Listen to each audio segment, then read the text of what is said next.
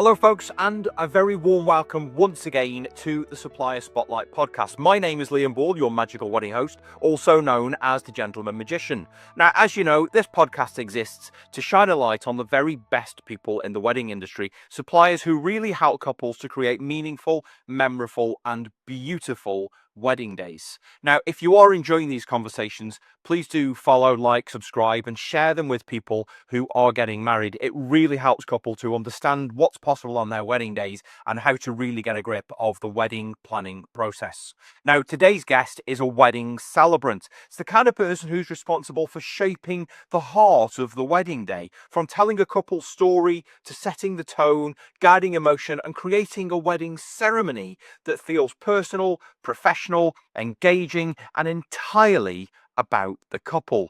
This is the kind of celebrant who has a profound impact on how a wedding is remembered. He's known for creating ceremonies that are warm, thoughtful, and genuinely reflective of the couples he works with. So it is an absolute pleasure to welcome to the Supplier Spotlight Podcast the celebrant, Paul Maxin. Hello, Paul. How are you? I'm very well, thank you. Thank you for that wonderful introduction. I'm blushing. Welcome. You're very welcome. It's an absolute pleasure. I found myself saying this at the beginning of every podcast. It's a real pleasure to kind of go on people's websites and look at their socials and find out a bit about them so that I can really give a great flavour at the top of the podcast about what people expect. And I mean, obviously, having met you a couple of times as well, I know that everything is true. So it's fabulous. So I'll tell you what, I like to start here. Let's always start at the beginning. How did you find your way into being a celebrant and specifically a wedding celebrant? Yeah, it's funnily enough, I didn't come out of education a million years ago and think, when I grow up, I want to be a celebrant. I was very fortunate career-wise. I had a career in talent and talent acquisition for a long time. Internationally and globally, working for some very large organizations, PricewaterhouseCoopers and Unilever being sort of two mainstays. And then in 2016, I went out on my own and did strategic talent consulting for organizations that were typically going through some form of big transformation. I did that in the UK and also in Europe as well. So career-wise, I had quite an international flavor to it. And then, drumroll, COVID happened. Wow. Yeah, started to change a little bit. I actually, at the beginning of COVID, in the first lockdown, did a little bit of work for NHS England in my old capacity. But as things started to open up just a little bit, I found that most of my clients, or a number of my clients, had retired, and they decided to move on. And then what happened was that the people that where they were replaced with other people, then they had their own networks, and so my work started to tail off. I've been really fortunate in my career up to that point, but I wasn't ready to be put out to pasture just yet. But I thought, right, it's come to a third age. What can I do? And communication-wise, I thought I was pretty reasonable at that. I always used to say, and still say, we have 2 eyes, 2 ears, and 1 mouth, and it's quite a good idea to use them in proportion. Yes. So I thought, what can I do with that's communication-wise, and also I really love different types of people and being with different types of people and communicating outwardly. And I think that might have been something within my DNA anyway. My parents were both in showbiz. My mother was an actress a long time ago, and my dad was in TV.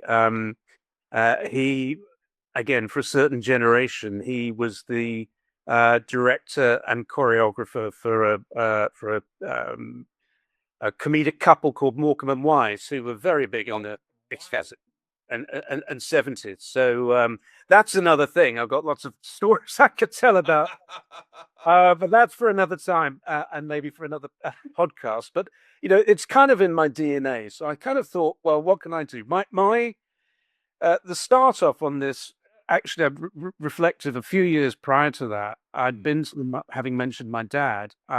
He and I went to his younger brother, my uncle's funeral about 10 years ago. And that funeral was officiated by a celebrant. And that celebrant was kind of almost pre-booked by my uncle, because he'd been several years prior to that, had been to a funeral where this guy was officiating. It was so personal and wonderful and unique that he said, when my time comes, then I want that guy if he's available. And he was. And it had the same effects on my dad. And my dad died 3 years later at the ripe old age of 95, having lived a long, illustrious life or lives. And we had this. I had the same guy. And it was almost like a family thing. He remembered my uncle and remembered the connection and so on. And it was he officiated a very beautiful and personal ceremony for my dad. Also, prior to COVID and a little bit afterwards, when people were coming out, my wife and I, or sometimes my wife, our now adult daughter, and I were invited to weddings that were typically of children of friends of ours, or one of them was a child of friends of ours, and each of them, they were about 6 in a row, were all officiated by different celebrants. And I kept on thinking, this is a wonderful privilege to be able to get to know a couple. It's quite different from a sort of a registrar-led wedding, or indeed and they were so personal. I just thought, this is a really lovely thing to be able to do. So I then did a little bit of research in terms of how to become a celebrant, and I wanted to do it. For me, it's a vocation now. I'm a full-time celebrant, but it's a vocation, and I love it. But I wanted to do it properly. How do you become one? And there are a number of very credible organisations that that have courses to enable you to do it. I picked one called the International College for Professional Celebrants, because not only did it take a year, but also involved some residential time in the Yorkshire Dales, which was beautiful in my case over the summer. Yeah. But after a year, I also came out with an NOCN Level 3 qualification in UK Civil Celebrancy as well. And for me personally, it was important to have some kind of accreditation for that as well, so I could call myself a professional independent civil celebrant. And as you kind of go, I had done weddings and funerals before getting that NOCN qualification, sure, but having it and studying to achieve it is absolutely something that I thought is and remains worthwhile. But I love it. It's to get to know people at the most and make memories for them at the most memorable times of their lives is such a privilege. Yeah. I mean, that's how it happens. Yeah, I think there are so many couples out there who often they just know amongst themselves that they want a celebrant, but they maybe sometimes don't always know why. So how would you describe your role and what it is that you actually bring to a wedding? Yeah, I mean, one of the things to think about. I mean, I will come to. I mean, my role is to really to get to know the couple, to work with them to create a bespoke, beautiful ceremony that reflects their love story in every way. So in England and Wales, so the way I kind of do it is kind of compare and contrast the difference between a celebrant and a registrar. So Yeah. in England and Wales at the moment, you need a registrar to legally marry anywhere. So that's kind of sorted. The fundamental difference then is the ceremony. So There are restrictions with or some restrictions with a registrar-led ceremony that are legal. So set wording and format. Often you might not meet that registrar until the day before or on the day itself. And don't get me wrong, they're lovely, but they are quite formal and standardized. Yeah. Whereas a celebrant, whether it's me or another professional celebrant, will really get to know the couple, and through that be able to, through getting to know them, to write a bespoke script with their story at the center. But they can have whatever they want in it, be that readings, rituals, music. There are no restrictions at all. And actually, they can have the ceremony. It can be at a registered, licensed venue, but it can be anywhere. It can be in a forest, on a beach, Yeah. at the sea, in the sea, and there are no restrictions at all. So it's getting to know their story and personalizing a unique ceremony is the difference, and that's what I and other professional independent celebrities do. So there are some. Uh, it's an opportunity once you get to know the couple's story.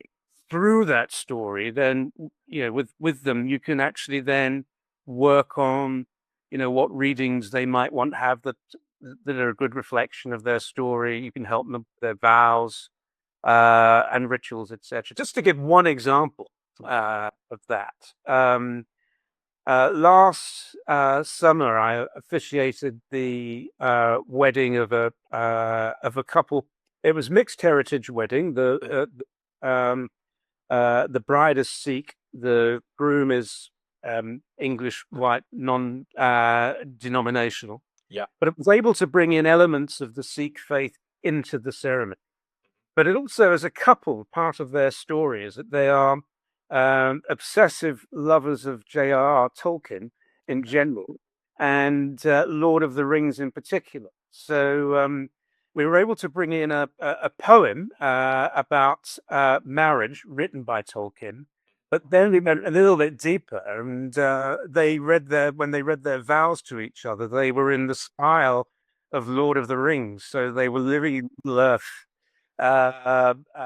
with hobbity kind of people around them, and for their family and guests, it was really meaningful because they knew so much about their love for Lord of the Rings and the fact that they'd gone to New Zealand to visit the film set and so on and so forth.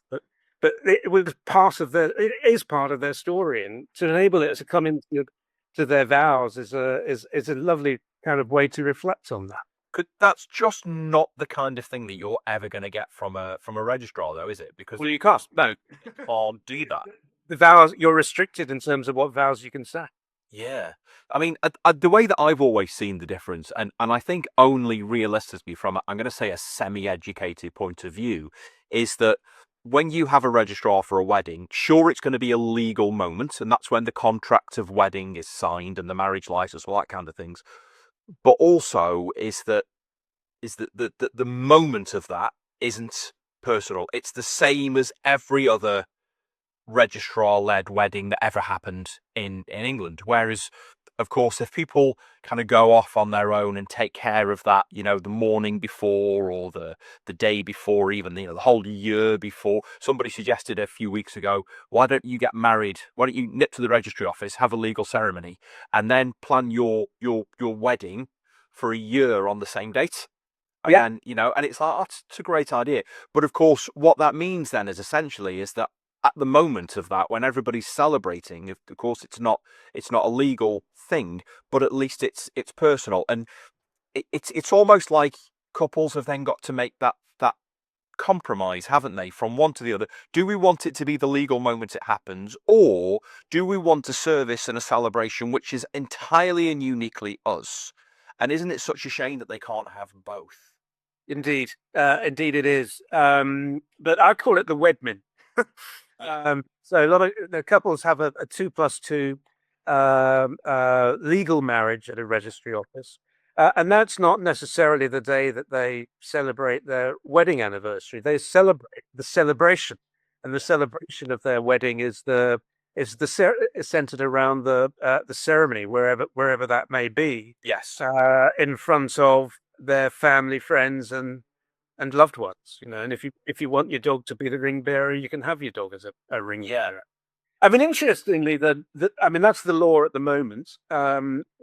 It may change. There's a government review which kicked off in the last month or so, led by Baroness Levitt, which could lead to the sort of greatest reform of the wedding industry since the 19th century. And one of the things that they're looking at in terms of modernizing the whole process is to potentially broaden legal marriage out to other officiants as well, which include either humanist celebrants or independent civil celebrants as well, potentially. And Michael Stewart Morris, who's the head of the ICPC, the International College for Professional Celebrants, which is I'm a member of and trained with,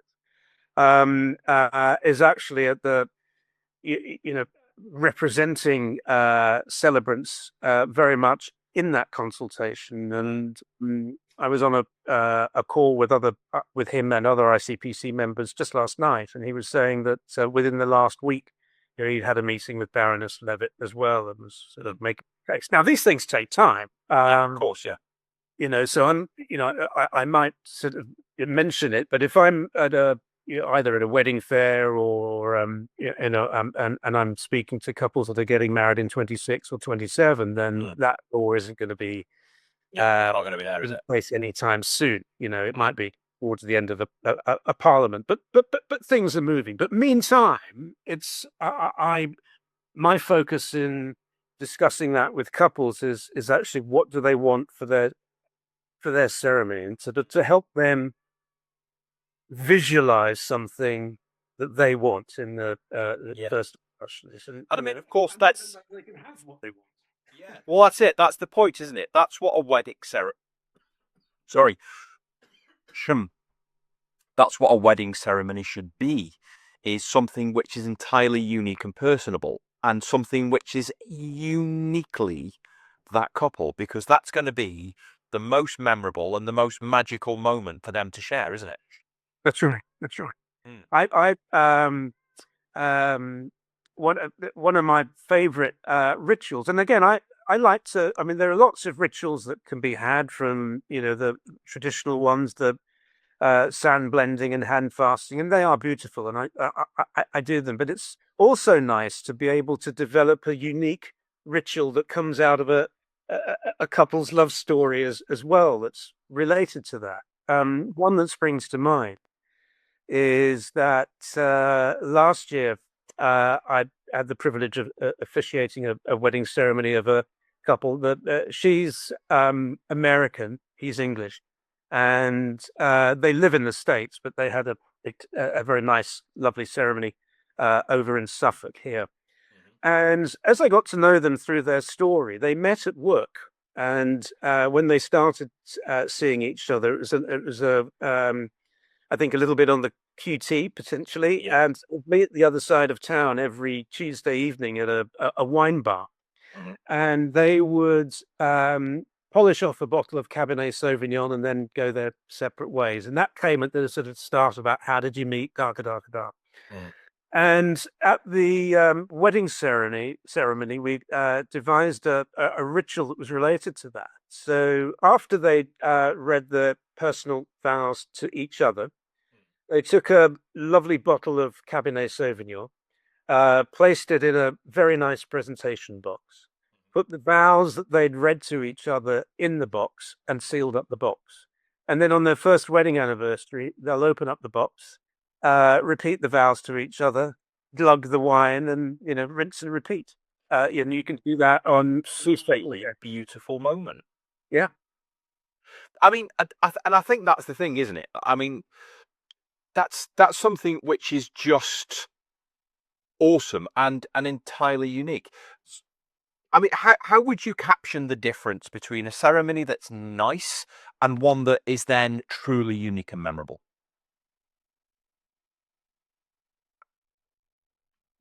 One that is, one that's truly unique, and a ceremony that is nice. I mean, it's what the couples want. It can be short and sweet as well, but a ceremony that's unique and memorable has several things about it. Well, the couple's story, told beautifully, is unique and memorable because it's their story. Of course, yeah. If you have maybe a ritual like the one I just described, is pretty unique and memorable as well, and it's connected to their story.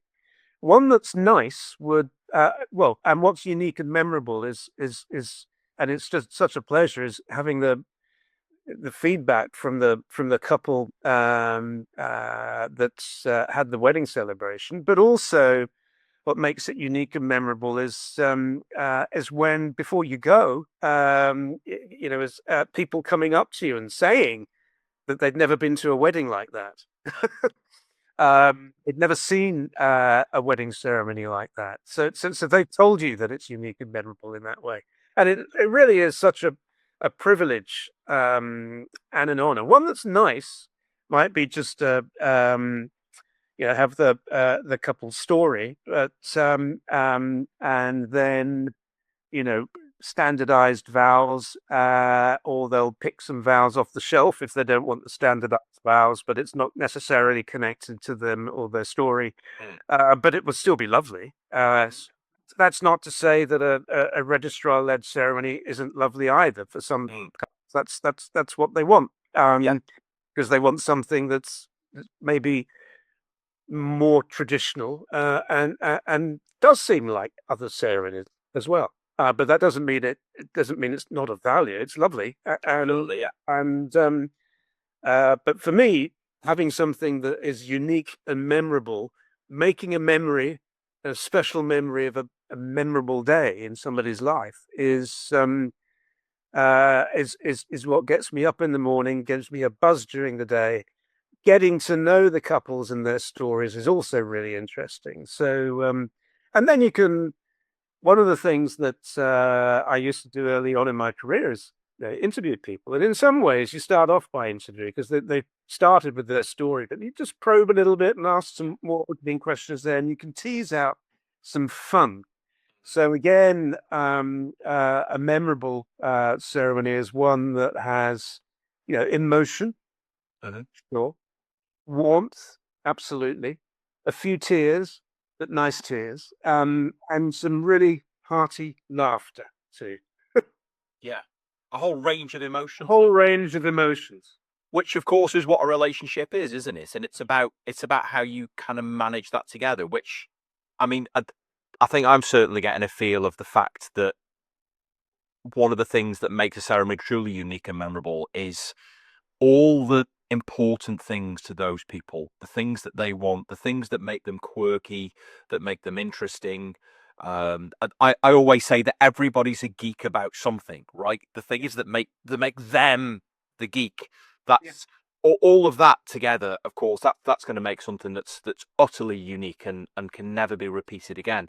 So, what would you say then are the moments that happen in in a in a ceremony? Because I imagine, as much as you can take a ceremony and make it entirely unique, there's probably, at least in some part, there's maybe a process, and there's like, well, this will happen at some stage and that will happen. What would you say are the moments like that come up that couples maybe underestimate or don't realize is going to be as wonderful and as magical as it is until it happens? Well, I mean, there are the standardized moments. I mean, I'll welcome everybody at the beginning of a ceremony, and but I'll also ask people to be present in the ceremony. And often, if there's a photographer and or videographer, I'll ask them to put their mobile devices on silent to be present in the ceremony. Yeah. And to refrain from taking photographs or any video during the course of the ceremony is professionally. And again, if a bride or a groom is coming down the aisle, I will ask those that are able to stand and welcome the bride and the bridal party. As an aside from that, in same-sex weddings, for instance, then sometimes one of the couples might not want to walk down on their own in an aisle, but so in a situation like that, again, number of options. They can both come down an aisle together, or they can come from opposite ends and meet in the middle. Again, you can, and again, all of that is just an example of there are different ways that you can do things that's suitable to the couple, but they would be standards. But again, even in coming, I had one wedding that was outside in the family farm, and the groom arrived under the awning on the back of a quad bike driven by his best man. Brilliant. And at the end of the ceremony, I'll come back to the little bit about it, then he picked his bride up, plonked her in the back of the 4x4, and then zoomed up the aisle and off and around the around the farm. So again, even the standard things. And she asked whether she could come into something by AC/DC, and I said, you can have what you want so long as it's not Highway to Hell. Fabulous. Absolutely brilliant. The standard again. Again, what is pretty standard in a wedding ceremony is an exchange of rings. Yeah. So that's standard, but again, they can be flexible in terms of what words they want to say to each other, whether they say them themselves or whether they repeat after me. Yeah. And again, standard is, at some point in the ceremony, there will be vows. Sometimes they're blended with the ring exchange, and sometimes they're separate, but they will be promises that the couple make to each other. It's a key component, which is pretty much I always find that's one of my favorite parts of any ceremony, right? Is when that couple are standing there and there's like 200 people watching, they're all listening, and suddenly they look at each other, they're straight in the eyes, they look at each other and they start, kind of delivering their vows and their promises, even if they've been written, and I've seen it where people have made them up on the spot, or where they've written them and they've memorized them, or where they've kind of got them and they're reading them. But I've seen, I think, even the most kind of stoic wedding couples who are like, yeah, this is all great, and they get there and then suddenly they start reading and then you see the eyes glossing up. Yeah, that's right. Yeah, it's just, and I think when you get to like moments like that where it's raw, powerful emotion, and of course, that's all that's ultimately the kind of the focus, isn't it, of what a wedding ceremony should be. That's right. The promises they will make to each other. Yeah, amazing. And and it's through. I overthought it a bit when I was setting up. So you can see on this above my name, Paul Maxin Celebrant, is my branded squiggly lines. Oh yeah. Is that actually? It's not in my head. It wasn't a random thought. I didn't sort of. But it's about life not being linear and relationships not being linear as well. So that's where it came from. But I have to. Otherwise, it looks like a random squiggly line. But I just thought I'd mention it in the context that we're talking about as well. Because regardless of what's happening in their lives, they've made promises to each other, and their promises are meaningful.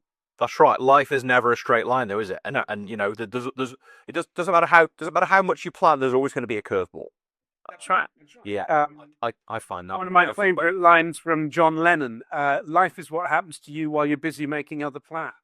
Yeah, so true. So true. That's dead on. So let's look at the process then. I mean, a couple, one person asks another person, go, should we get married? And they go, yeah, that sounds like a good idea. At what point would you say during the wedding planning process that people should seriously start thinking and considering about their ceremony, and if they decide that they're going to have a celebrant, about how that's going to be? At what point do they need to start thinking about that to make it useful and meaningful? I mean, they don't have to start thinking about it immediately. I mean, the typical, and it does vary, but the typical sort of lead time from engagement to wedding ceremony is around about 18 months, sometimes a year. Occasionally considerably less, and occasionally considerably more. But I always say, at the beginning, sort of words of advice I would say is plan the day you want. Yeah. Not what others think that You should have. for you. Make a list of what's most important to you and on the best priorities. Enjoy the moment, that moment of engagement, and also delegating tasks so that you can maintain your own well-being and health. And at some point in time, if you start, they will then start thinking about their ceremony. I don't say the first thing that you should do after you've got engaged is to get a celebrant, but it's actually to start thinking about what type of ceremony they want and what suits. Plan the day that suits you, not what others want for you, in order to make it authentic. And then generally, most of the main inquiries I get is usually, not always, but usually once the day has been set. And by that time, they've usually got the venue. Yeah.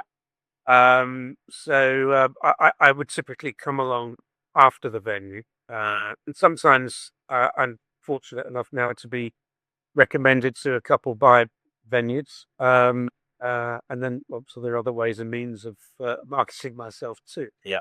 But that's kind of the outset, really, is to plan the day that you want. So it's a long-winded answer to your question. Is the celebrant isn't the first person on the mind, not least of which because lots of couples don't actually know what celebrants are. Of course, yeah. They've actually been to a wedding officiated by a celebrant. Yeah. It amazes me actually of how many wedding services are out there that people don't even realize exist until they start planning a wedding. And then you're suddenly in the situation where you've got choice paralysis, right? Because it's like, wow, I thought that I was going to book a venue, a photographer, a cake, a dress, and turn up and have and hire a DJ, right? And then suddenly it's like, hang on, there's about 5,000 other moving parts, right?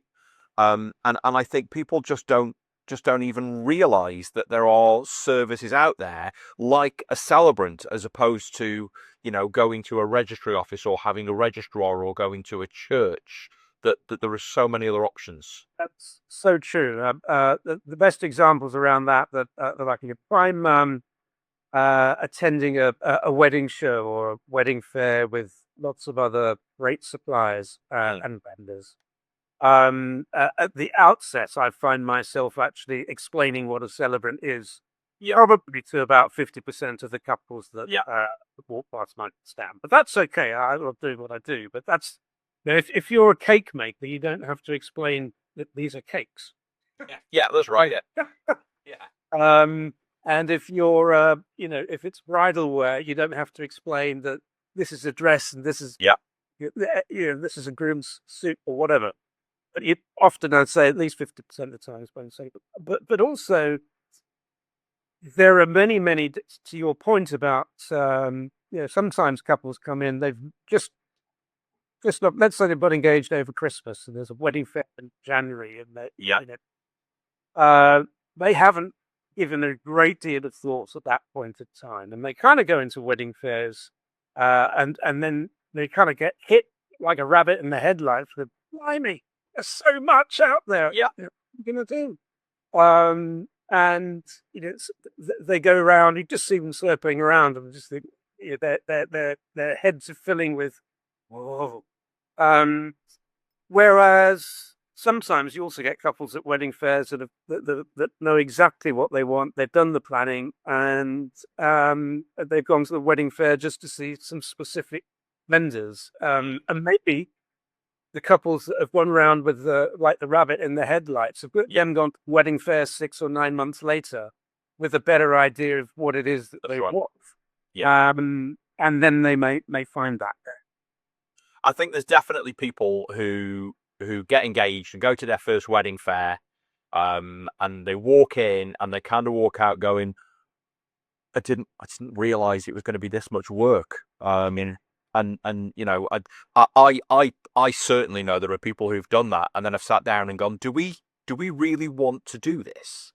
Because this is just going to be like an absolutely mammoth task. But of course, it's about having the right suppliers and the right people on board to take each piece of that and make it their own, so that when they put it together again, what they end up with is a ceremony and a celebration and a wedding day which nobody else could have had. Yeah. Amazing. Absolutely. So this is one of my favourite final questions to ask somebody. Accepting the advice, you should definitely go and book Paul Maxin if you want a celebrant for your wedding. What advice would you give to people who are out there in the wild, they've got engaged, and they're wanting a celebrant-led wedding?